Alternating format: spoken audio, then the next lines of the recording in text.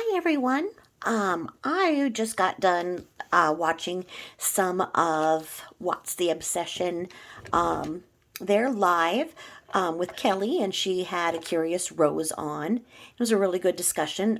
Really good moderators. Era is always just right on top of things.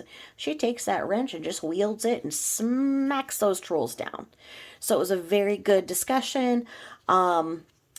Bringing up points about the bankruptcy and whatnot. And at the end, they showed that pie in the face video, which I can't stand. I would never allow my child to be humiliated and sit there and laugh.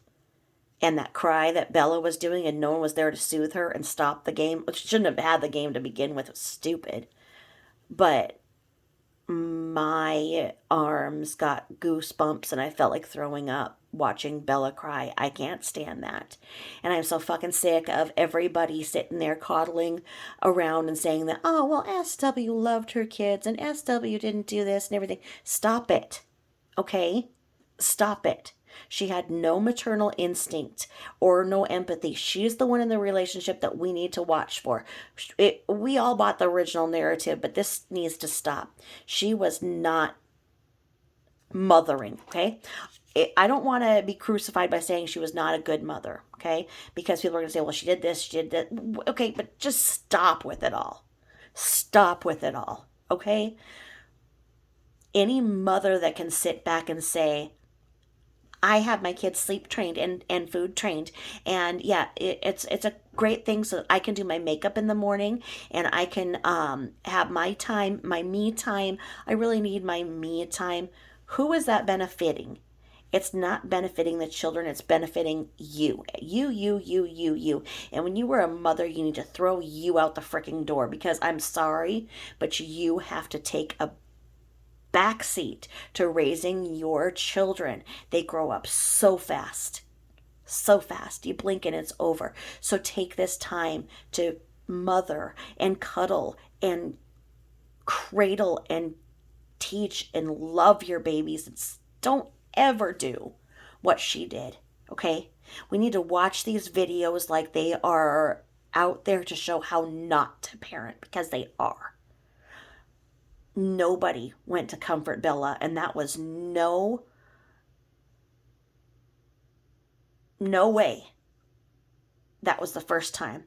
Bella wandered around in circles wanting comfort and no one was giving it to her. Sick. It's just sick, okay? Just stop with all of the narrative. It has to just stop. Okay, there was child abuse going on in that home actively. That is child abuse. Those kids were starving. They were hungry because they were behind closed doors 15 hours a day. They had 8 hours to be up, learn what they needed to learn, eat what they needed to eat, drink what they needed to drink, get bathed, and get back behind a locked door again. And that's ridiculous.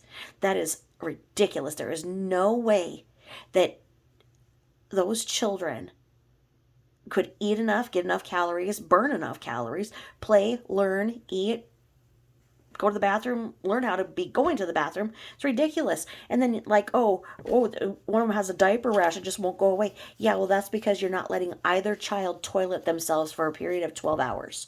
There were locks on the bathroom between the girls' door because they didn't want Bella to get to Cece in the night. What the Okay, this is just all so ridiculous. Maybe it's a problem with control. Maybe it's that. Okay, we can go down that at some point. But for right now, it's child abuse. That is absolute child abuse. We are witnessing something disgusting that should have been stopped and it wasn't. And whatever was going on in that house led to something horrible. And we as a society owe it to Bella and Cece to make sure what was happening in that house is identified for what it is. And for all of the shiners and everybody who wants receipts, there is somebody behind Neeks Peaks, Neekspeks, who is like the freaking Wizard of Oz behind all these videos. Neeks Peaks has all of the receipts, as the young kids call them, or screenshots. There's everything in SW's own words. So it is no longer acceptable to say, well, I didn't see her. She didn't say that. Or she wouldn't have done that. She did do this. She did do that. Okay. It is all there. Go and watch Neek's Peaks. Look at the videos. Look at everything being said in SW's own words. Okay? She said, and I don't know another mother who's ever said this. This is disgusting. Yeah, you don't, yeah, they're down to sleep. Yeah, they go, yep, oh yeah, look, yep, oh, winning. She'd put up these screenshots saying winning and then go to have a big glass of wine. Who else is winning as a mom? Kids in bed and bathed by 6:20, winning. And that doesn't mean that, because sometimes maybe the kids could get super tired, go to bed early. So then you're like, oh no, because you're going to be up with them at 3 or 4 in the morning and you damn well know you're going to. No, she kept the doors locked until 6:30 that next morning. It didn't matter what time they got up. It didn't matter if they were hungry, thirsty, sick, or whatever, if they crapped their pants or whatever. And like I say, this is why Bella was getting constipated, because she was learning to hold in her own poop, because where else was she supposed to put it? Okay, we saw Cece learn to consume it. We saw that Cece, being behind closed doors, decided that, what, a crap is a snack, and SW just said, oh, I'll give her some milk. I mean, this is not okay. This is ridiculous.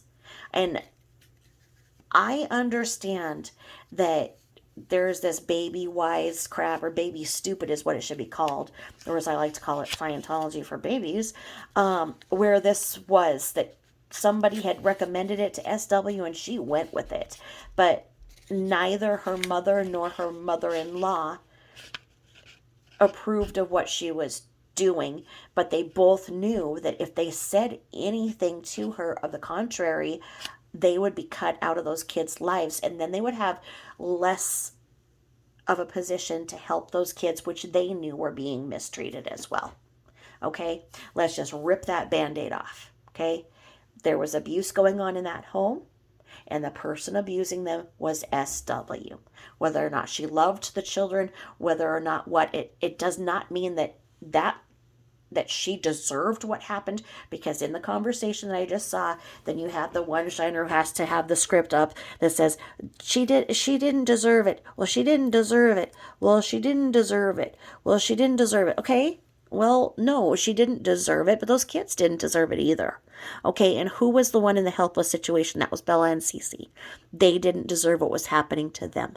So there were people watching and they didn't stop it, and that is problematic.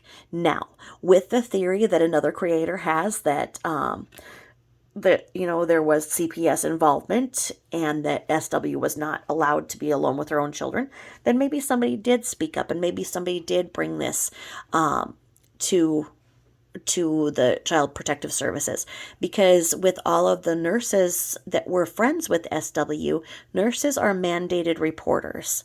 So if they were witnessing this child abuse going on in front of them, if they did not report it, then they could be in trouble. They don't have a choice. They are mandated reporters. They have to. Every teacher, every health care worker, and then the list of mandated reporters is long. So, I truly believe where I went with my last video in, I think I titled it, yes, A Possible Piece to the Puzzle. I think that it goes a long way in explaining at least one chapter of what was going on. And if you haven't listened to that, that's the one right before this. Please listen to that. I don't want to go through and repeat it all, but I do want to expound on a couple of talking points on that. Okay. So, first of all, somebody in the comments did say that there's a medical report that says that was CW's baby. That's not true. The discovery refers to the fetus as being 15 or 16 weeks old, and it was sent for DNA. Now, we do know that CW did not receive the results of that DNA. That right there is the unspoken, it's not yours by DNA. Okay, as we talked in the last thing, it would be his. Technically, if they were still married and the baby was born, because they're married and any child conceived under a marriage is the responsibility of the man in that matrimonial agreement. Now, the fetus, Nico, was not buried with the W last name. Okay, neither were the girls, and the girls' names were legally W. So one could look into that and say, oh, is that why? Or one could say, look, given the basic narrative that he did this, they don't want anything to do with his last name. And I don't know. I don't know if CW is guilty or innocent. I don't know. I am not confident in saying whether he did or not, because I don't know. I have not seen enough evidence to tell me that the narrative that is as it is fits. And how do you have two highly paid, highly esteemed federal law enforcement officers get the funding to fly to Wisconsin, pay for a hotel, and interview CW, because by their own words, they were haunted and disturbed by how this all went down, is what they said. That means that they're not sleeping at night, just like we aren't, saying this doesn't add up. Something ain't right. Okay? With that being said, I'm going to talk about something. I'm going to go back into yesteryear in my brain. And I'm going to tell you guys a little story. And my beautiful friend Bonita Barbie will appreciate this, because this happened in her backyard. She lives on the islands of Aloha. She's a Hawaiian girl. Beautiful Hawaiian girl. And very smart too. And I just love her channel. If you guys haven't heard it, please go and check out Bonita Barbie. You'll love her insight and information. We all love What's the Obsession. Neek Speaks is just knocking it out of the freaking park. And I am so surprised at how nice these comments are that I opened up the comments. You guys are all amazing. You guys are so supportive and interactive, and I just really thank you for your insightful comments. And so there, you've inspired me enough to tell you this story. Okay, story time, folks.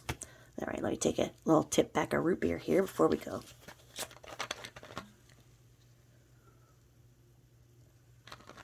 Okay. So long ago and far away, about 20 years ago, I went to Hawaii. I was freshly divorced and wanted to just go and just be free for a little bit. So I went to Hawaii. I went alone, and I met some friends on a little cruise that the hotel suggested, and we all had fun together and went out drinking, and decided that the next day we should go up to this park, and Bonita Barbie will be able to tell me what it was, because I can't remember. It was like Kawanapaloo. I don't know. It was up a freaking hill, okay? I had the rental car, so I told them to meet me, and I would drive them up there. And so it was supposed to be this place where you could snorkel really easy. You go up this big hill on the Big Island. I think I flew into Honolulu. So it was like in Honolulu, and it was up this road. And gosh, was it Neapolitan? Well, I don't know. I'm not going to try. Anyway, so it was this big state park, and you could snorkel. And it was this huge beach. So me and my 3 newfound best friends, 2 girls and a gay guy. And so I had my token gay to tell me if I was looking bad or good, something that everybody newly divorced or otherwise should have. Okay. And 2 girls. Okay. And they were friends with him. He was their gay, but he was my gay for the few days that I was friends with him. So anyway, we get out to this beach and we all laid out our stuff and we were going to go snorkeling and stuff, but we were just going to kind of lay around and suntan a little bit first. We were all a little bit hungover. So it's this big, beautiful beach, right? And all of a sudden I start hearing this kid screaming. And I thought this kid was drowning. And I look over, and this woman in this very expensive looking outfit, it was a Chanel outfit, I'll tell you why I know this later. She had this gorgeous Chanel suit on, and she was teaching her son to swim by holding him underneath the water. And she'd let him up for a second, just long enough to scream and cry, scream some more. And then she'd push him under, making very, very sure that she was not going to get her outfit wet. Okay? It was kind of a crop pant thing and short sleeve scenario, so she could get part of her legs wet.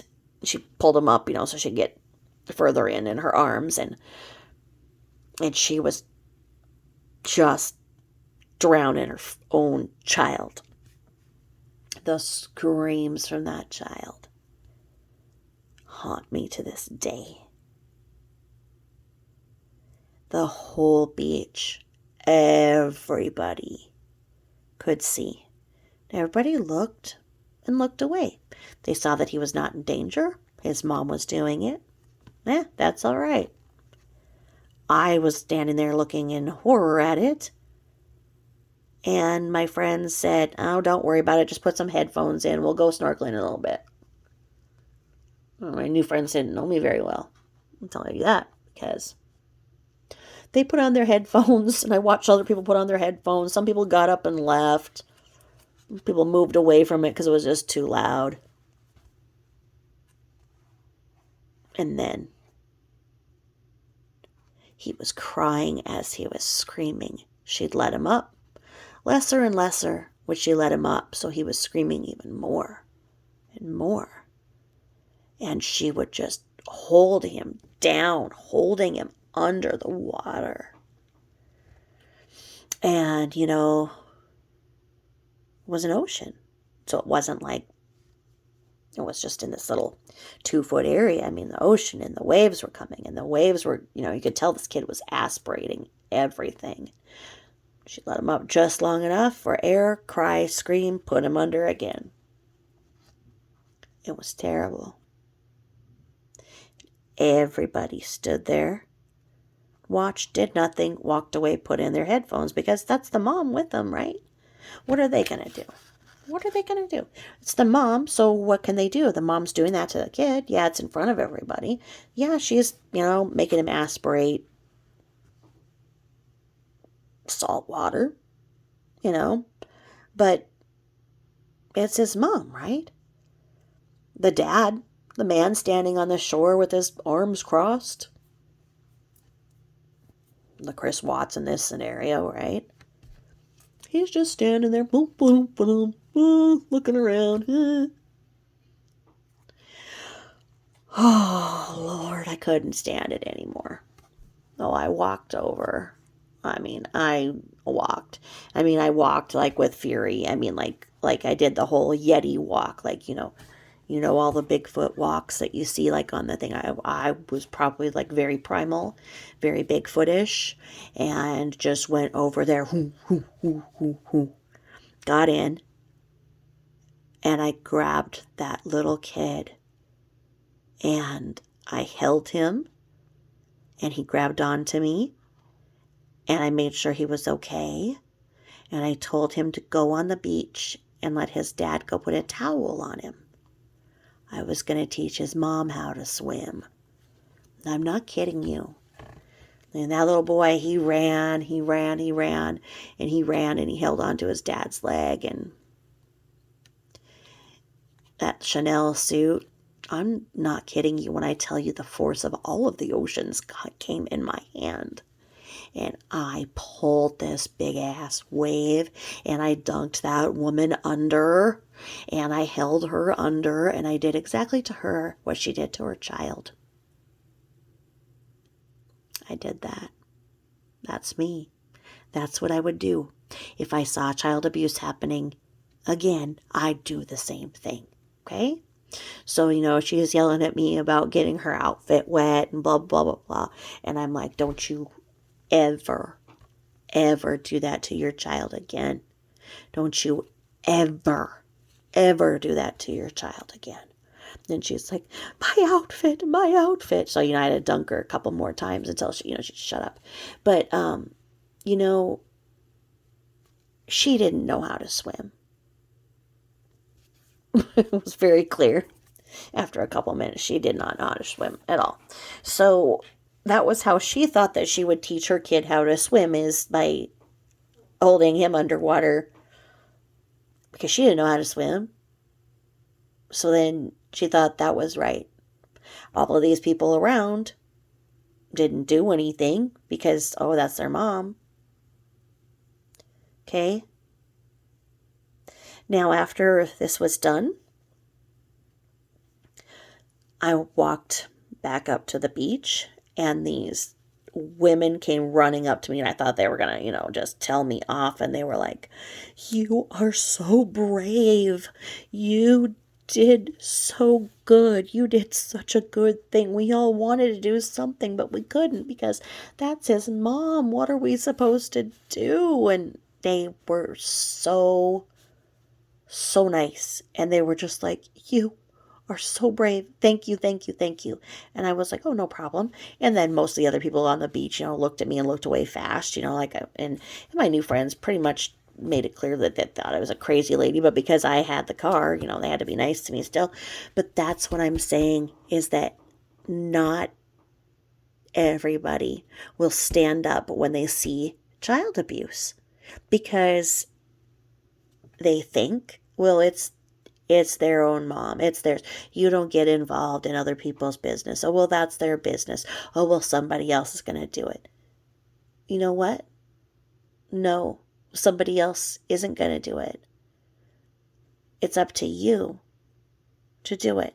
And if you aren't bold enough to go up and stop it in the moment, then at least you owe that child the duty of calling somebody who can do something. And that's where, I don't think that child services does much, but that's our only system. That's right now we have a broken system. But you call a relative of theirs, or, and ask, hey, is this something that you're concerned with too? And you speak up and you speak out.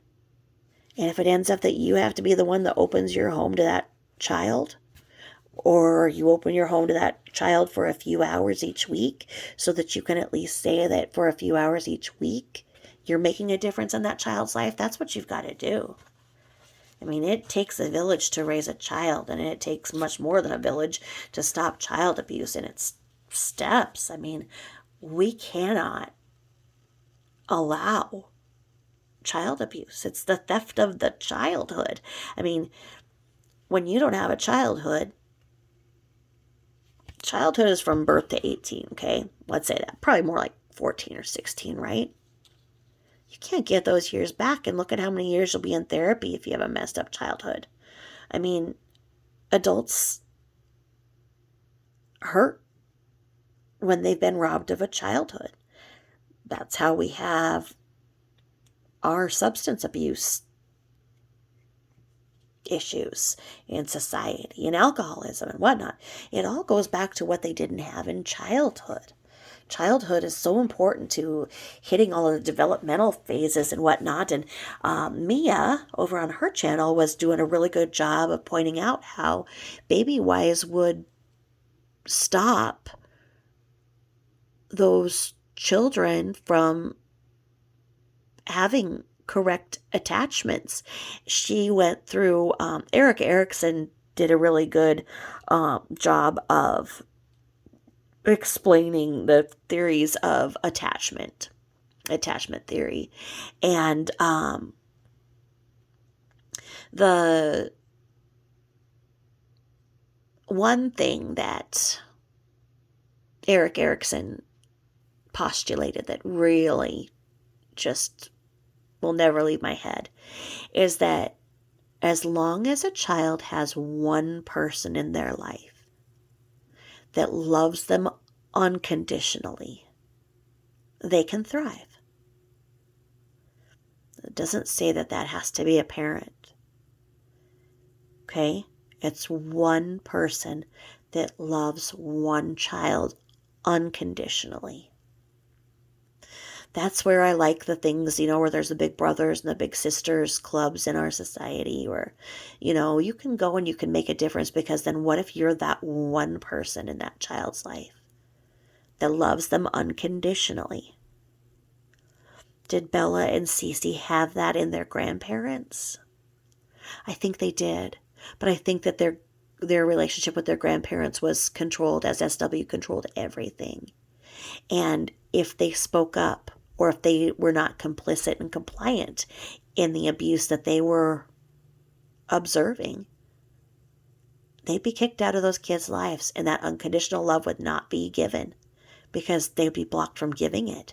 And they knew it. They all knew it, okay? So, where did it all begin? We don't know. We know that SW hints around about issues in childhood. That's a given. We know that she had an inappropriate relationship with her male teacher, who ended up being relocated, lost his job. I'm not sure where exactly, whatever happened with their relationship that was viewed as inappropriate. SW was told to go to the counselor about what had happened with that relationship with the male teacher, and she wouldn't. We know that she confided in the male teacher that growing up, nobody was there for her, that her parents preferred her brother and they didn't prefer her. We know that right at 18 she left the house, but we know that something was going on in there. We know that SW's mother had thyroid cancer, which would be very scary. It is the one cancer that does not spread to the rest of the body. It is maintained in the thyroid. So it's a treatable cancer, but still that would have been very scary and stressful. We know that SW's mom had asthma as a child, and it sounds like, she had some kind of issues growing up. So as a mother, we know that there was sickness in the family by SW's mother. And we know that SW's father was an alcoholic per SW. Okay. She said that he was an alcoholic, not there for her. Okay. So we know that there was intergenerational trauma going on. That whatever happened in SW's life as a child was carrying over to her mothering, or lack of it. She did not have a bond with those girls, and so that was teaching those girls not to properly bond with each other or others. And the big problem was that they were isolated 15 hours a day. Okay? Now, Bella was starting to stand up for herself, and Bella was becoming the target. Bella was the one who was getting punished the most by SW. Now, arguably, she was 18 months older. SW might have expected more from her, but we can very much see that those girls were not treated equally. That Bella couldn't breathe without being scolded and punished with haircuts, which is why she wanted long hair. Now go to Neek's Peaks, look at the hair issue. You will see multiple screenshots in which SW is talking about trimming Bella's hair every month. That she herself was cutting Bella's hair every month. Now, Bella had naturally curly hair. As I've spoken about before, it's very important that you have somebody who knows what they're doing when they're cutting hair like that. But at the age of 4, with the way that her hair was so botched, SW did not know what she was doing. She is not a cosmetologist, although her mother is. But there was absolutely no reason under the sun to be cutting Bella's hair every month. Now, we know that Bella was rewarded with hair clips for good behavior and not sucking her thumb. If you're in isolation for 15 hours out of a day, you don't have friends, you don't have interaction, you don't have toys, you don't have stimulation of any kind, you don't have even your own sister who can be around with you. Your thumb is the only way you can soothe yourself. Sucking her thumb gave her comfort. And in order for her to be able to get some barrettes, she had to stop sucking her thumb. She had to stop soothing herself, which led to more anxiety in Bella. Now, Bella began to look sickly. Not that she was biologically sick, but she was lacking nutrients, calories from the 15 hours in isolation every day. This is not an arguable situation. She was behind closed, locked doors without access to a toilet, as was Cece, for 15 hours a day. 12 hours in the bulk, 3 hours of the nap. 6:30 p.m. to 6:30 a.m. and 12 to 3. Okay? We know this to be true. Oh, it's just so sad to me. It's just so sad. So Bella was starting to stand up for herself in the slightest little way. And with SW obsessing over Baby Wise, where it said that if any child shows any inference of rebellion, pinch their nasal bridge, whatever else she was doing to her earlobe, whatever else, SW was flicking her, pinching her, just being mean.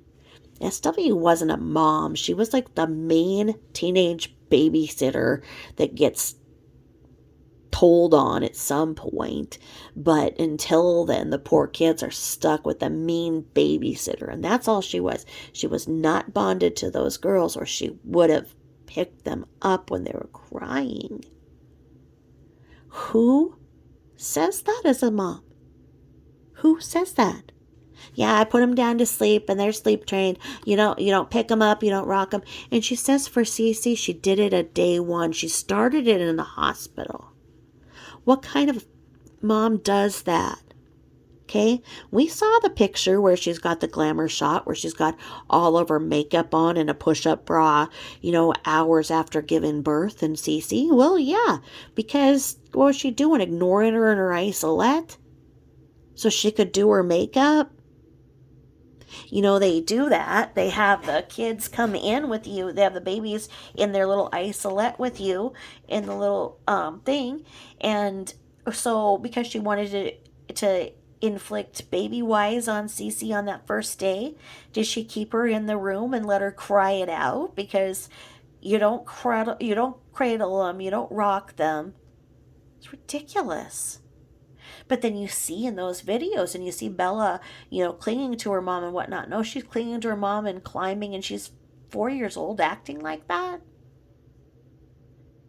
she's craving something. She doesn't know the word. She doesn't know how to communicate. She's not taught.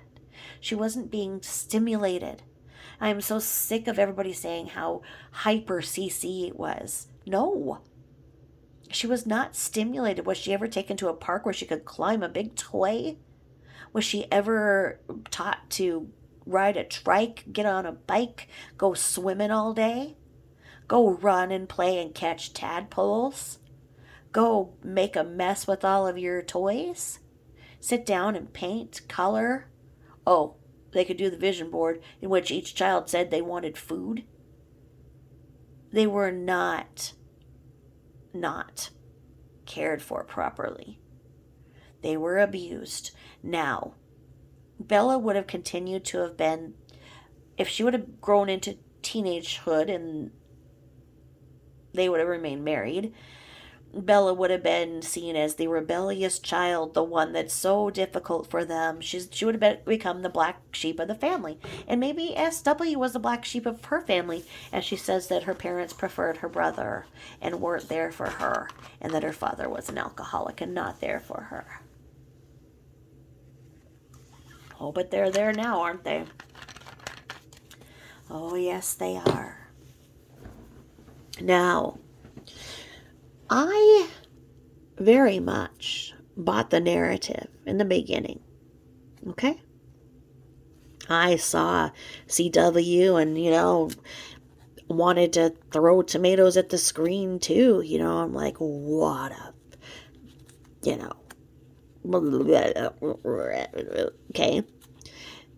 I bought it. I bought it hook, line, and sinker. Dr. Phil did it. Dr. Phil did it. The news is saying these things. Who would think that the news would be wrong? They've researched everything, right? What would we be if what was shown on the news isn't true? Who thinks that way? Well, as I've been looking back at this case, I see the writing was on the wall. That what was being said wasn't heard by anybody. If you go back to my last video, the one where I titled it, A Possible Piece to the Puzzle, I talk about how the separation was not news. The separation was common knowledge. Separation was common knowledge by NA, as she mentioned it. When the responding officer came, said that they were getting a separation. CW mentioned it to his father right before he took responsibility for. He talked about the separation in common conversation, and that was not a surprise. And then I saw this in a clip,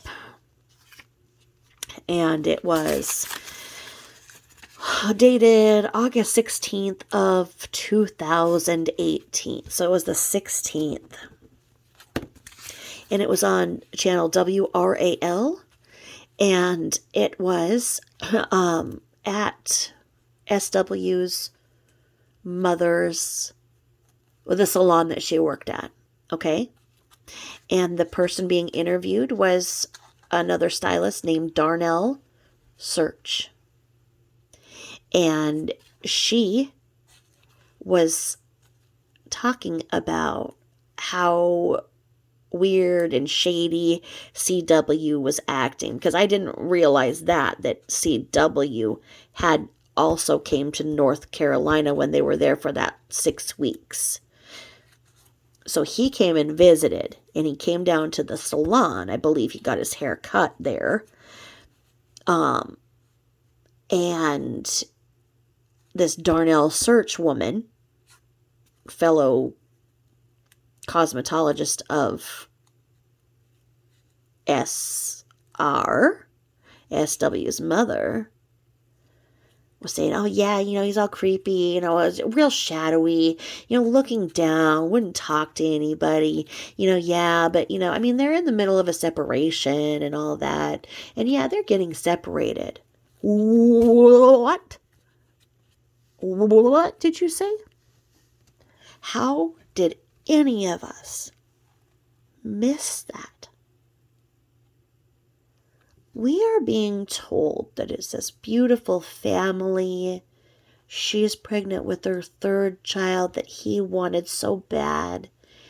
It was a blessing from God that she was even pregnant, because with her lupus and sojourns and celiac and fibromyalgia and endometriosis and migraines, that she could even conceive. Not just one, not just two, but a third child. And she is just the picture of perfection. She is the mother of all mothers, a wonderful, loving mother. And he was the perfect provider, and they were so wonderful, and everybody loved them, and everybody had barbecues with them in the neighborhood, and they had this beautiful house and this beautiful life. And one day that shithead just snapped and did this terrible thing, and then wrapped them all up like garbage, took them to work, and was there on time. Yeah. I didn't hear what was being said until now. This case has turned. There's too much information out there now. This genie cannot be put back in the bottle. The information is out there. The things that we suspect are in SW's words. All the videotapes that she did, everything that she filmed, her life was on broadcast. And nobody was listening to what was being said. She was in North Carolina with the common knowledge that her husband and her were separating. If you don't know yet, know now. Whatever is being talked about at the beauty salon is accurate. Your stylist is your therapist, and they talk. And SW's mom worked at that salon, and SW had been in there more than once during that 6 weeks to get her hair cut by her mom. Okay? And again, on 8/16/2018, channel WRAL did a special on the suspect's connection to Fayetteville, the suspect being CW. Okay? And again, Darnell Search, while she's sitting there cutting another person's hair, gabbing about how weird CW was. And then, oh yeah, well, SW and him, they're getting a separation, they're having a separation. What? Well, why didn't they tell us that with the narrative? Because that would have even actually been a little easier to swallow, because, like I say, there's the separation assault. The time in which a separation occurs, one of the or the other leaves the relationship ends. There's just so much more of a risk. But that's only if the one is trying to leave and the other one is trying to get him to stay.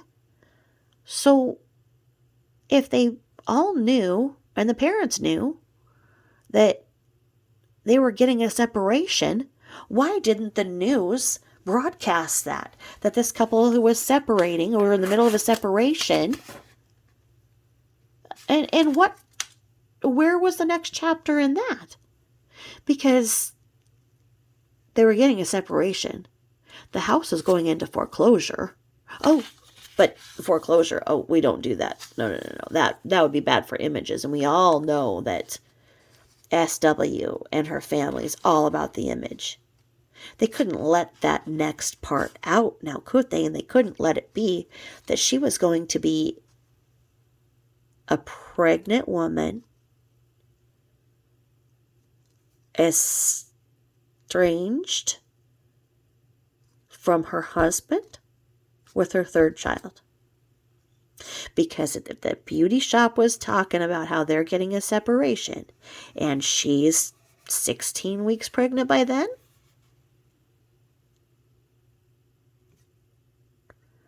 Well, how were they getting a separation if it's this wonderful family that was expecting their third child? It doesn't make sense, does it? Nothing makes sense. The more you peel the Band-Aid off of this case, the deeper the sore goes. It's this oozing sore that nobody was telling the truth and nobody was listening to. I mean, how could it be to the R family that SW was the one managing all the finances because, CW wasn't too bright. He couldn't handle the finances. And SW was responsible for the finances, and instead of making the house payment, she bought a bunch of granola bars and stickers, and she had left NC because she was accused of embezzlement, and she has a long criminal record. Long as my arm, folks. And, yeah. Huh. Again, not so picture perfect, is it? Not that image that the R's want to put out there so that you'll contribute to their GoFundMe. Huh. And then we take a look at this one thing. I'm in the other chat. People are watching Neek's Peaks, who has came out with the facts that there was indeed the very likely Munchausen by proxy issues going on, especially with Bella, as SW was implying that Bella was sick or making her sick, or the baby wise pathology was contributing and making Bella sick, because as Bella was not allowed to toilet herself 15 hours out of a 24-hour day, as a 4-year-old should, she was holding in her own bowel movements, which was causing her stomach to hurt. And,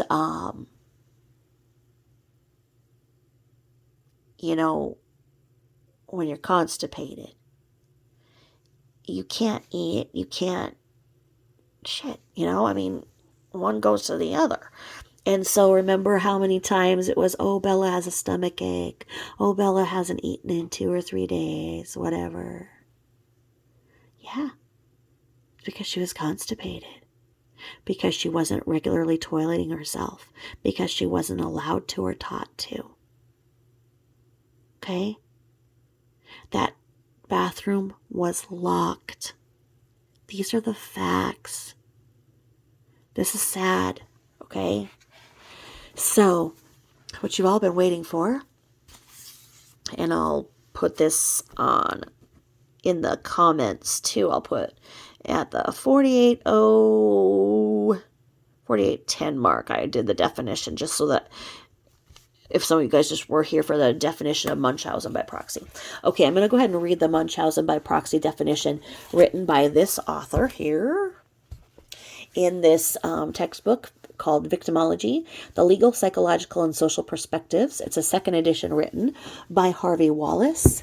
It is published by Pearson, and 2nd edition, and I believe that's saying that was 2007. All right, so this author defines Munchausen by proxy like, hold please while I moisten my mouth, my root beer.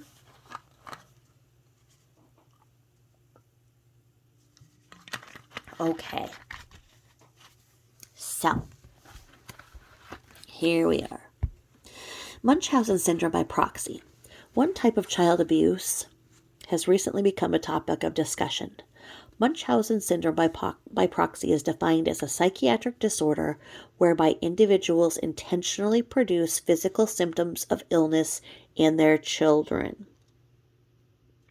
It is still being researched, but has surfaced as a diagnosis in a number of cases. The term Munchausen syndrome was coined by Richard Asher in 1951 to describe patients who fabricated histories of illness. These individuals described complex medical histories and often displayed symptoms of the alleged disease. These fabrications invariably led to complex medical interventions and hospitalizations. Asher named this disorder after Baron von Munchausen. I can't say that one. Hieronymus Karl Friedrich von Munchausen was an 18th century German baron and mercenary officer in the Russian cavalry. The baron was famous for dramatizing his amazing adventures. Some might describe him as a world-class teller of tall tales. There is some debate as to who first used the term Munchausen syndrome by proxy. Money used it in 1976 to describe 4 children who were so severely abused that they were dwarfed. However, in 1977, Meadow also used the term to describe the more commonly accepted definition of this form of abuse. Meadow examined 2 children who were being poisoned by a parent. The parent knew what was happening, but encouraged the medical professionals to search for a diagnosis. This diagnostic process was painful and dangerous to the children. The warning signs of this disorder include repeated hospitalizations and medical evaluations without definitive diagnosis, inappropriate symptoms and or medical signs that are inconsistent, signs and symptoms that disappear when away from the parent, a parent who welcomes medical tests of the child, even if they are painful, increased parental uneasiness as the child recovers, and a parent who is less concerned with the child's health and more concerned about spending time with hospital staff.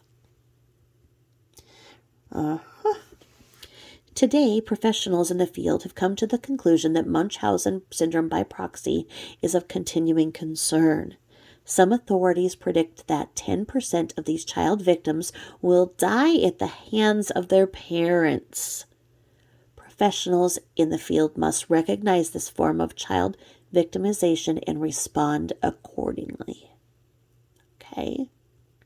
Sadly, Bella and Cece fall into this 10%. Because some authorities predict that 10% of these child victims will die at the hands of their parents. Okay?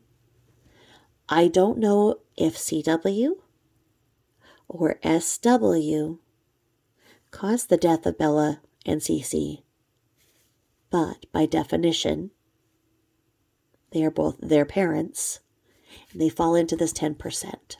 Okay? Now, if we take this apart, this book is about victimology. What this doesn't tell us right here, which I can tell you by knowledge, is that Munchausen syndrome by itself is when one manifests a symptom, a series of symptoms of illness, which may or may not be there. Okay, so we can say that, as we have read in the discovery, that SW was a normal, healthy adult female with 1 gallstone. When a person receives an autopsy, when the decedent is autopsied, how about that? All of their health care records are brought and considered into the explanation of how this person lived and how they died. This is important, especially in criminal investigations, because you want to be sure that that person's illnesses, injuries did not play a part in their death, so that you can say without any doubt that the death was caused by this.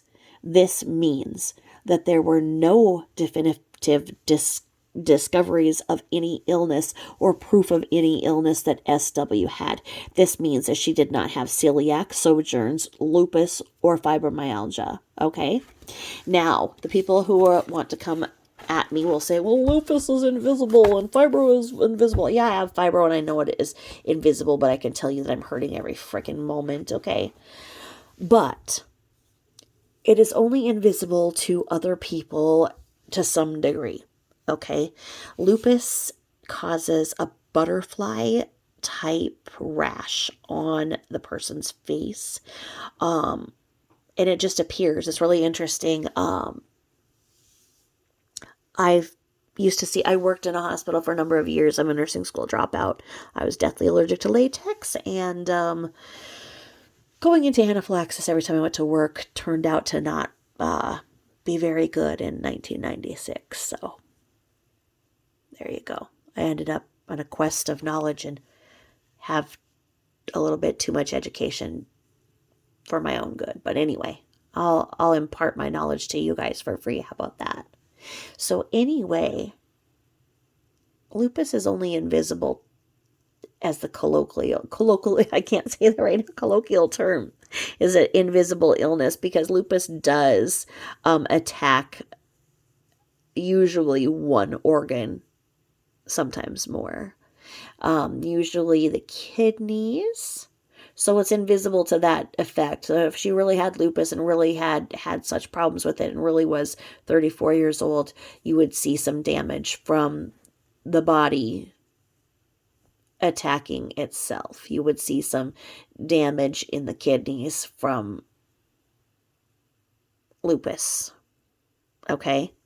Now, one of the things that I found interesting when SW was talking about her lupus is she said that, the doctor told her all about it and said, this is what we're looking at. And he referred her to the rheumatologist, and she went to Google and it said she was going to die.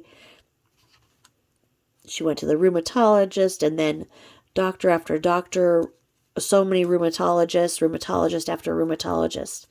No. As Bonita Barbie says, one rheumatologist. If you move to another state, there'd be another one. So she would have had one in North Carolina and one in Colorado. Rheumatologists are few and far between. To say that you've seen rheumatologist after rheumatologist is silly, because you can't get into one unless you have a referral. And then you get into one and they order a very specific set of tests. And if those specific sets of tests indicate something, then you are started on a medication, you're given a care plan, and you see your rheumatologist every so many months, and your primary care provider gives you the medication refills that you need in the absence of the rheumatologist being available to, etc., etc. If you have complications from said diagnosis, then the rheumatologist oversees that. But there are so few that you would not be going from rheumatologist to rheumatologist.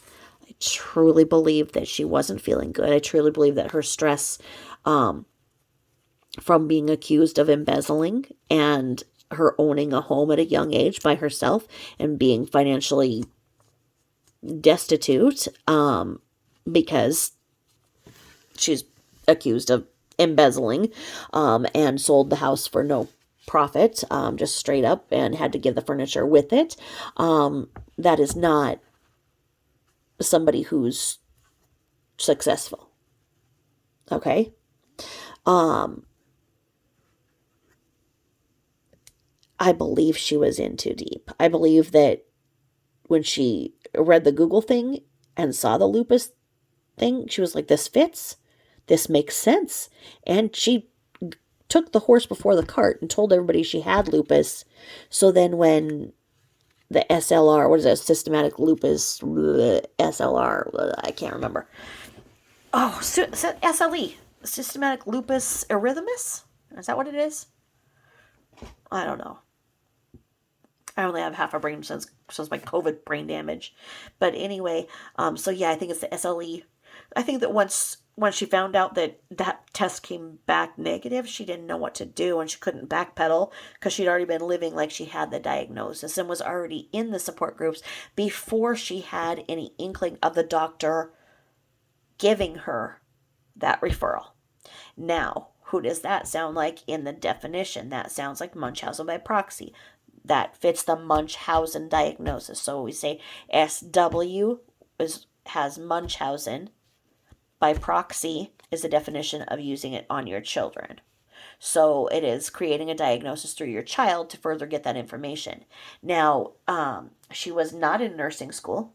She did not do the prerequisites to be able to get into a nursing school. She said that she was in nursing school and said that she was in clinicals, but she was not. She was very likely taking some prerequisites to be able to get into a nursing program, but there was no nursing program that included clinicals with your basics in the area at the time. That's been disproven. So she's liked nurses. She surrounded herself by nurses. She called herself Nurse Nene and tried to be clinical in her own home with the weird temperature taking of the children. Okay. So I'm just going to leave that there. And at that point, let's say that we have our homework cut out for us in getting caught up with Neek's Peaks. Like I say, watch those. I don't know how Neek's Peaks got all of that information. I mean, it's like she went into a time capsule and was able to get the conversations as they were said before they were scrubbed. And reading everything in SW's own words is really, really shocking. Okay? Shocking. And people saying, oh, well, she was a young mother. She was 34. Okay? How many of us have had all their kids by then? Okay?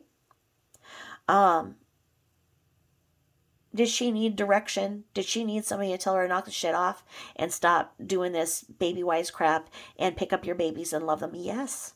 And it's very sad that somebody didn't. But they all knew what would happen if they did. Okay? When she talks about that CW stood up to her that one time, she knocked his ass out of the house, put him on the porch, locked the door. Didn't let him come back in till he was good. What if a man said that about a woman? Okay? What if a man said that about a woman? What if a man was the one who was putting these little girls behind locked doors for 15 hours a day? Now, there was a man who was complicit in this. CW was complicit in it, but he didn't like it to the effect that he was sneaking in sandwiches to the girls at midnight because he felt sorry for them and knew they were hungry. Okay? Who wasn't doing that? She wasn't. Okay? Now, does that mean that she deserved her fate? Absolutely not. But does it mean that there was a boiling, simmering pot of stress that reached a fever pitch in this house and that a lot of people saw this train wreck coming and didn't say a word and now they want to sit there and live off of them financially because they sat there and watched this train wreck? Bothersome.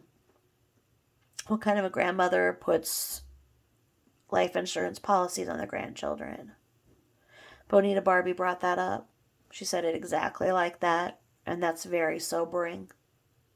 Now, SW's husband, first husband, I thought he was in the military, and then I heard he's a lawyer. Was he a JAG? Can somebody fill me in on that? That's what I'm not clear on. If he was in the military, it's not uncommon to, of course, if you're in the military, you have a life insurance policy for yourself. So it's $250,000 if you are killed in active duty. Well, even if you're enlisted and you get in a car accident on the way to work, it's still covered. You're still under that military thing, and your spouse gets that basic $250,000 life insurance policy given to them. There you go.